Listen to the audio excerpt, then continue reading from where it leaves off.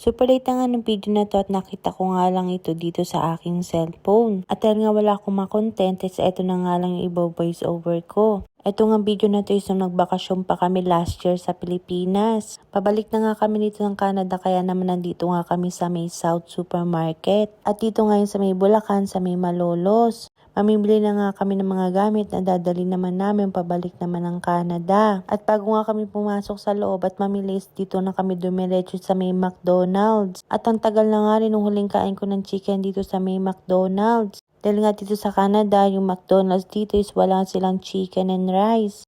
More on burgers lang talaga sila saka mga salad. At makikita nyo nga na talaga naman nasarapan kami at ubos nga. Sa totoo lang siguro dahil na-miss namin yung lasa ng McDonald's, is talaga nasarapan kami at kinumpare pa nga namin dun sa isa at talaga naman sabi nga namin is parang mas masarap dito. Pero sabi ko nga baka naman na-miss lang namin yung lasa.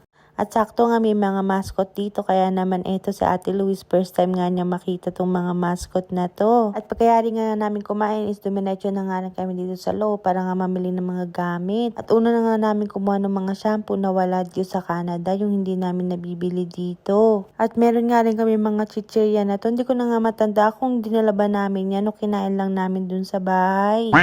All time favorite dati. Ice gem.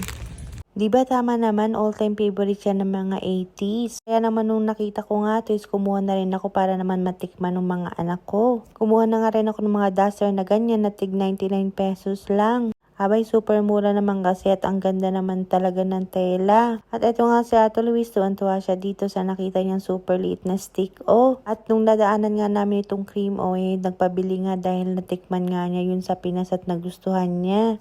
Sabi nga niya, isikuha ko daw siya ng 5 piraso, kaya naman eto, kinuha ko na nga siya. Nag-request pa nga ang batang maliit.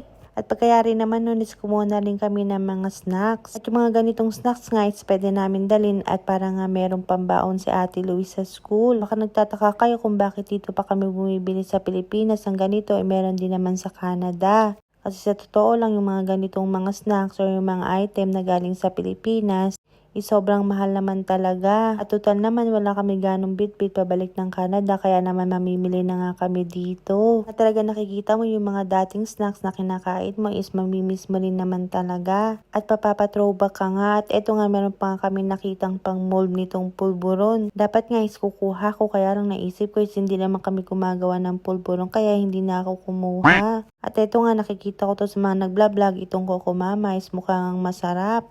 Kaya naman kumuha na rin ako na madami para nga mabitbit namin pabalik dito sa Canada. At syempre ang importante is double check muna yung mga expiry date. Baka naman mamaya is malapit na yung expiry date.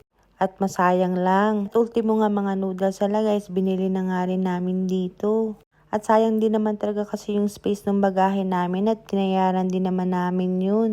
At ito pa nga nakakita kami ng mga reno kaya naman kumuha na din kami. Medyo nagdalawang isip pa nga kami diyan kung kukuha kami kasi nga baka hindi pwedeng dalhin. At kumuha na nga rin kami dahil dinouble check ni Dudong at pwede naman nga daw. Kinuha na nga namin lahat itong nasa shelves kasi nga ang mura. Ay naku mga sis, kung alam niyo lang kung magkano yan dito sa Canada. Kaya nga pag minsan kailangan ng reno dun sa mga lulutuin, hindi na kami naglalagay kasi sobrang mahal talaga. At nakita ko nga itong si Tuka, mauutal ka sa talap. At talaga nga naman nakakautal dahil nga dito pa lang sa pangalan niya. At nadaanan nga rin din namin itong mga tender juicy at gusto ko nga rin sana magdala kaya lang hindi talaga pwede. Pero kumuha na nga din ako para naman magamit nga dun sa bahay.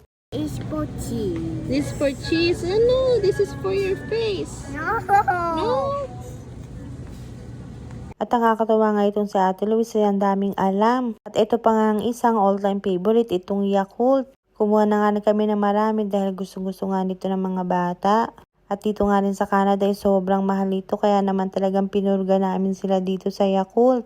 Meron din naman nabibiling parang Yakult doon sa may Canada pero ibang brand nga siya. At bumili nga rin ako ng mga ganitong cheese bread na tinapay dahil nga talaga namang nakakamiss. At dahil nga sobrang favorite ko tong cheese bread. Kumuha na nga kaming ganitong gardenian para nga din sa bahay. At bibili nga rin dapat kami nitong Eden cheese dahil nga isa din to sa mga mahal na nabibili dito sa Canada.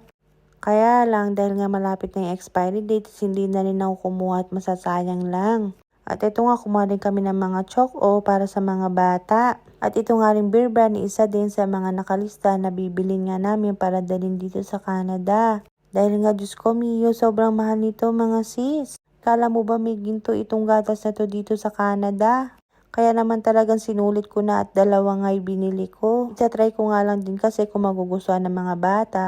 Kaya naman dalawa lang muna yung kinuha ko. At eto nga, nasa lubong ko si Dudong at eto naman yung mga laman ng kanyang cart. Puro nga mga Knorr cube saka mga powder mix. Ay Diyos ko, paano ba naman ang mahal-mahal din dito sa Canada? Diyan sa Pinas, pakamura lang. At pagkayari nga, nagbayad na rin naman kami dito sa counter at eto na nga lahat ng pinamili namin.